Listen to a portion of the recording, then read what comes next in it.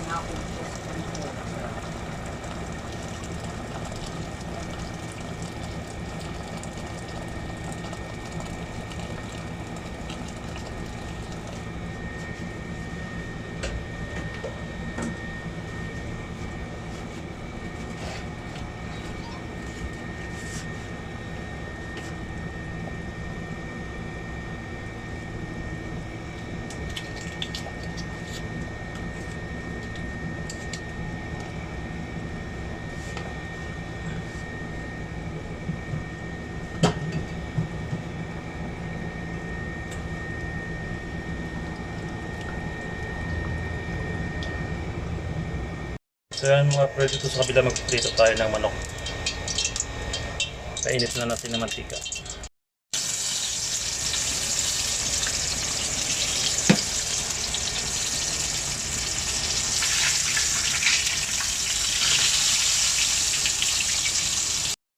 So yun mga guys, yung tinula natin.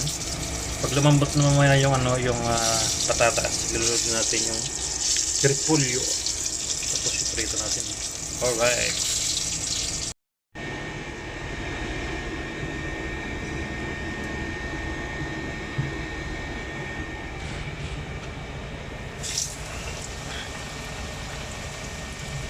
So ayan mga pre, malambot na yung patatas natin.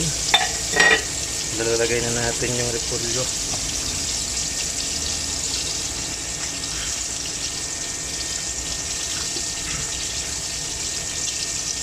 Pag lumambot na yung repolyo ng konti, yun, okay na yun, kakain na tayo. Takpan na natin. Yan mga pre, yung una ko kaninang niluto, ayan, pinalamig ko lang tapos pinirito ulit. Tapos yung isa din mamaya. Ito, okay na to. Ito na yan. So yan mga pre, luto na yung natin, tinola. Yung pritong manok. Tapos may sasawan tayo na sweet and sour. Tapos kanin. Kain! Sabaw. Higop tayo ng sabaw.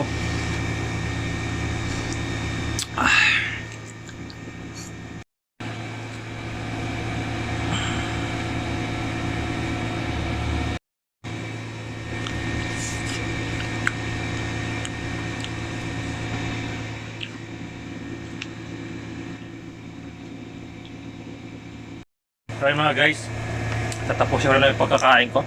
Ayan, hanggang dito na lang yung video ko ngayon.